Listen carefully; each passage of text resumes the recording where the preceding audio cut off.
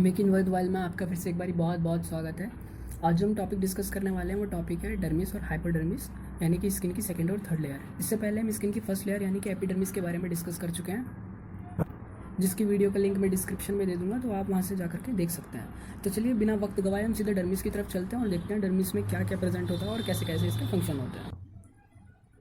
तो डर्मिस जो है, डर्मिस लाई करती है स्किन की बीच वाली लेयर, यानी कि मिडल लेयर। जो स्किन की मिडल लेयर है वो मिडल लेयर का नाम है डर्मिस। तो डर्मिस मिडल लेयर है एंड जो इसकी रेंजिंग है वो रेंजिंग है इसकी रेंजिंग है 0 से लेकर 6 mm की। जिस तरह एपिडर्मिस की 0.10 से लेकर 1 की mm के बीच की रेंजिंग थी, उस तरह से ही डर्मिस की रेंजिंग है 0 से लेकर 6 रेंजिंग की। और ये मोस्टली प्रेजेंट होती है आईलिड्स यानी आंखों के पलकों के पीछे प्रेजेंट होती है, पाँव्स में प्रेजेंट होती है, सोल्स में प्रेजेंट होती है। और डर्मिस बनी हुई होती है टफ सपोर्टिव सेल मैट्रिक्स के द्वारा। ठीक है, इसके अंदर बहुत सारे टिश्यूज़ होते हैं, यानी कुछ फ्लेक्सिबल्स होते हैं, कुछ स्ट्रॉन्ग कनेक्टिव टिश्यूज़ होते हैं, और इनके अलावा बहुत अलग अलग तरीके के फाइबर्स प्रेजेंट होते हैं, जैसे इलास्टिन फाइबर, रेटिकुलर फाइबर और कोलेजन फाइबर। इन अलग अलग फाइबर्स के अलग अलग फंक्शन हैं जिन्हें हम आगे पढ़ेंगे। और इनके अलावा प्रेजेंट होते हैं इसके अंदर fibroblast, macrophages and mast cells. ठीक है, इस लेयर की खास बात यह है कि ब्लड वेसल्स प्रेजेंट होती हैं, यानी कि इसका जो मेन वर्क है, जो मेन काम है, वो वर्क है इसका ब्लड रेगुलेशन का। यानी कि जो तीनों लेयर्स में से जो ज़्यादा इंपॉर्टेंट लेयर है वो लेयर है डर्मिस लेयर। और ये जो डर्मिस लेयर होती है ये डिवाइड होती है टू लेयर्स में डिवाइड होती है। पहली लेयर होती है पैपिलरी लेयर एंड जो दूसरी लेयर होती है वो होती है रेटिकुलर लेयर।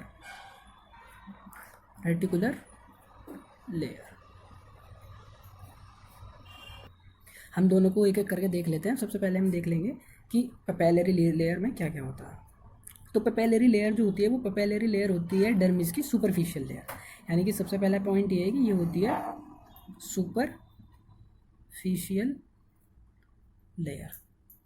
सुपरफिशियल लेयर होती है, यानी कि सबसे ऊपर प्रेजेंट होती है। और दूसरी चीज़ ये कि इसके अंदर होते हैं finger like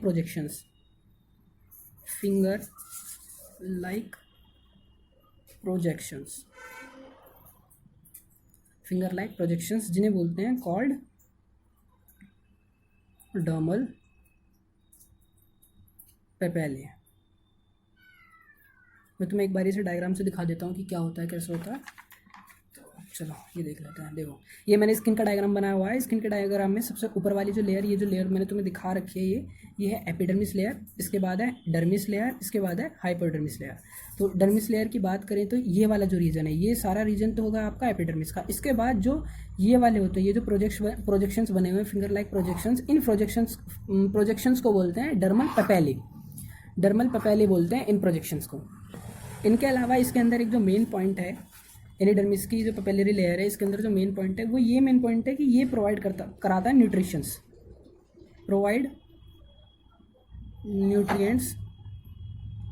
to epidermis layer. ये एपिडर्मिस लेयर को न्यूट्रिशन प्रोवाइड करता है। तो पैपिलरी रीजन में इतना। बात कर लेते हैं रेटिकुलर लेयर के बारे में। रेटिकुलर लेयर क्या होती है? तो भैया ये होती है डीपर लेयर होती है। डीपर लेयर का मतलब ये है कि जो पैपिलरी लेयर है उसके जस्ट नीचे प्रेजेंट होती है, और ये भी वेरी करती है 0.6 mm के बीच में। और इसके अंदर जो प्रेजेंट होता है, इसके अंदर प्रेजेंट होता है collagen, contains collagen and elastin. ठीक है, कोलेजन और इलास्टिन क्या करती हैं इसको? इसको एक तो स्ट्रेंथ प्रोवाइड करती हैं और इसको प्रोवाइड करती है टफनेस। ठीक है, अगर मैं अलग अलग करके बात करूं तो कोलेजन का काम क्या है कि कोलेजन बाइंड कर लेता है वाटर को, जिसकी वजह से क्या होता है कि डर्मिस लेयर को हेल्प मिलती है स्ट्रेंथ के अंदर। और अगर मैं कोलेजन की बात करूं तो कोलेजन रिस्पॉन्सिबल होता है टफनेस के लिए डर्मिस लेयर की। ठीक है, और इसके अलावा जो इलास्टिन होती है, इलास्टिन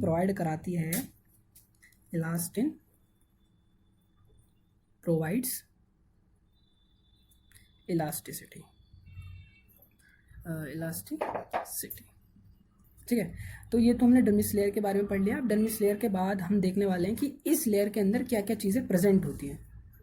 ठीक है, और नेक्स्ट चीज़ जो इसका कलर वेरी करता है, हेयर्स का कलर जो वेरी करता है वो कलर वेरी करता है मेलानिन की वजह से। मेलानिन एक कलर पिगमेंट होता है, जो मैंने पिछली वीडियो में भी तुम्हें बताया था कि कैसे किसी भी इंसान का रंग वेरी करता है, तो उसी तरीके से ही हेयर्स का रंग वेरी करता है। किसके बाल सफ़ेद होते हैं, किसके वाइट होते हैं, किसके ब्राउन कैसे होते हैं, तो वो सारे डिपेंड करते हैं मेलानिन के कंटेंट पे, मेलानिन पिगमेंट की वजह से।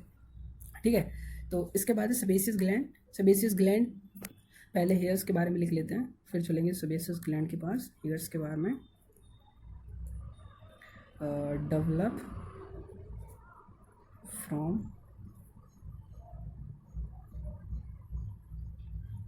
Hair follicle, colors depends upon melanin pigment। ठीक है, इसके बाद बात कर लेते हैं सेबेसियस ग्लैंड की। Sebaceous gland, sebaceous gland, sebaceous gland क्या करता है, ये सिक्रेट करता है सीबम। सीबम एक तरीके का एक ऑयल टाइप का सब्सटेंस होता है जो कि हमारे हेयर्स को या हमारी स्किन को सॉफ्ट बनाता है और एक शाइनिंग अपीयरेंस देता है। तो इसके पॉइंट में बना लिख देता हूँ कि सीक्रेट्स सीबम। ठीक है, जो कि एक क्या होता है, ऑयली सब्सटेंस, ऑयली सब्सटेंस होता है और क्या करता है, प्रोवाइड्स शाइनी अपीयरेंस। ठीक है, इसके बाद नेक्स्ट पे चलते हैं। नेक्स्ट है आपका एरेक्टर पिलाई मसल्स। एरेक्टर पिलाई मसल्स, तो डायग्राम में देख लेते हैं। पहले तो डायग्राम में वो शो नहीं हो रहा होगा तो मैं बता देता हूँ। तो चलिए, एरेक्टर पिलाई मसल्स कुछ इस प्रकार का होता है, ऐसे ऐसा होता है कुछ, ऐसे होता है कुछ ऐसे। तो एरेक्टर पिलाई मसल्स क्या करते हैं, जब हमारी सर्दियों में या कभी भी गर्मियों में जब गूज बम्प्स आ जाते हैं, तो गूज बम्प्स जब हेयर्स अपनी स्टैंडिंग पोजीशन में होते हैं, वो स्टैंडिंग पोजीशंस में होते हैं इस एरेक्टर पिलाई की वजह से, हेल्प से। और ये वर्क करता है ऑन सिंपैथेटिक स्टिमुलेशन। ठीक है, एक करके पॉइंट देख लेते हैं। तो सबसे पहले वर्क्स ऑन सिंपैथेटिक स्टिमुलेशन। ठीक है, and provides stand out exposure to cold erection of hair. इसके बाद नेक्स्ट पे चलते हैं। तो नेक्स्ट जो है वो है नेक्स्ट आपका स्वेट ग्लैंड्स। ठीक है, स्वेट ग्लैंड्स के दो पार्ट्स होते हैं। स्वेट ग्लैंड्स के दो पार्ट होते हैं। पहले का नाम है एक्राइन और दूसरे का होता है एपोक्राइन।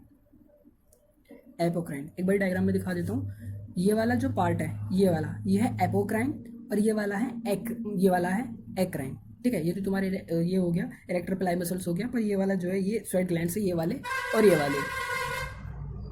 ठीक है, इसके अलावा जो ये स्वेट ग्लैंड्स क्या करता है, स्वेट ग्लैंड्स सिक्रेट करता है वाटर को, यानी इसमें से वाटर सिक्रेट होता है, और मतलब जो एक्स्ट्रा वाटर होता है वो सिक्रेट होता है। और इसके अलावा जो भी हमारा वेस्ट होता है, जैसे कि सॉल्ट, यूरिया या अदर कोई वेस्ट प्रोडक्ट होता है, वो इस स्वेट के द्वारा बाहर निकल जाता है हमारी बॉडी स्किन के द्वारा। ठीक है, तो अब एपोक्राइन और एक्राइन की बात करें तो एक्राइन जो डक्ट होती है वो एक्राइन डक्ट ओपन होती है स्किन पोर्स में।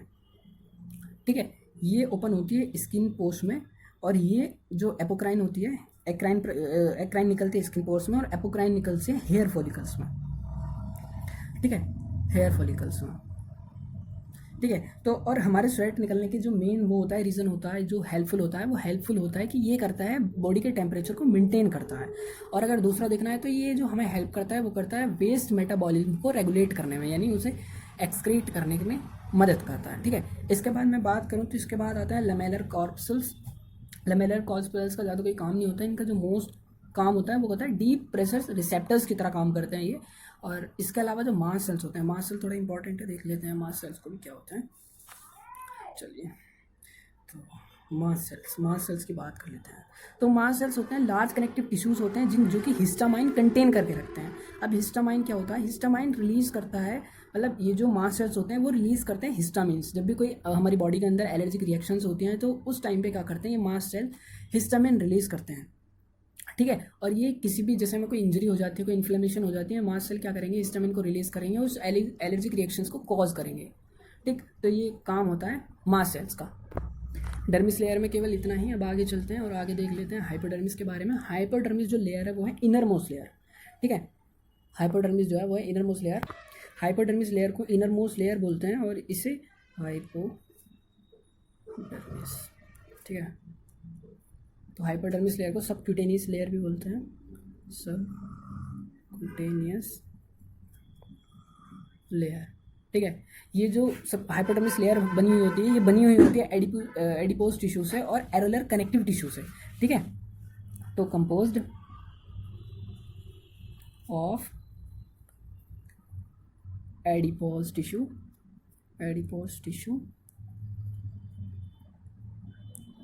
And areolar connective tissue. तो ये हाइपोडर्मिस लेयर के अंदर ब्लड वेसल्स भी होते हैं और इसके अंदर होते हैं फिब्रोब्लास्ट और माइक्रोफेजेस।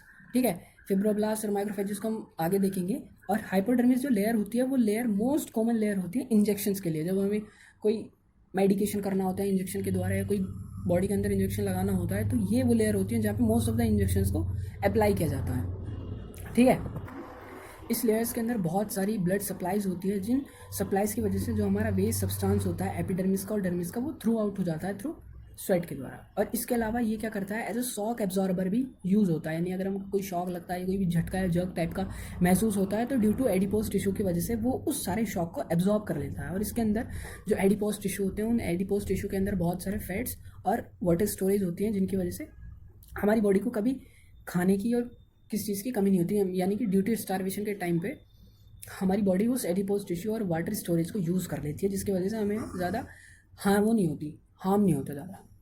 और इसके अलावा लास्ट जो चीज़ है, वो लास्ट चीज़ ये है कि ये टेम्परेचर रेगुलेशन में हेल्प करता है।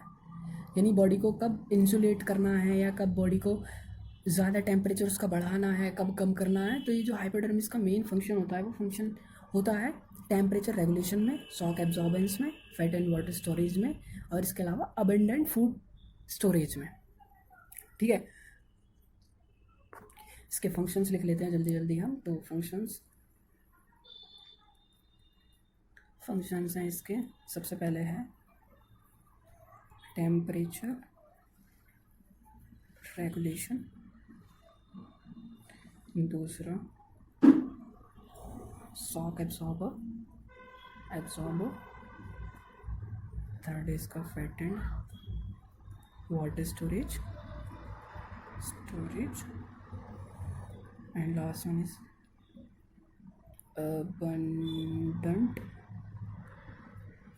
abundant blood vessels supply। ठीक है, आज के लिए वीडियो में इतना ही रखते हैं। और नोट्स अगर तुम्हें चाहिए तो नोट्स में नीचे डिस्क्रिप्शन में एक अपनी आईडी दे दूँगा, वहाँ के मुझे डीएम कर सकते हैं और मैं सारे नोट्स आपको प्रोवाइड करवा दूँगा। तो बहुत बहुत धन्यवाद और थैंक यू। शब्बा खैर।